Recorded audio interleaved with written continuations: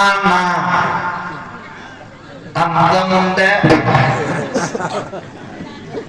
ஏன் கொலைய அப்ப வந்த கீரை முண்ட நானே அந்த கோயில் அதே நாடகம் பார்க்கறது டீ கொக்குளத்து ஆம்பளைகளுக்கு இந்த 14 நாளைக்கு கொண்டாடி நினைப்பே வராங்க.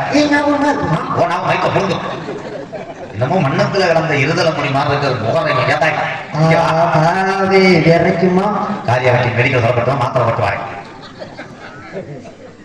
ஏத்தா இது என்னடா உழவு கட்டி சரியா அமுக்காத மாதிரி ஏத்தா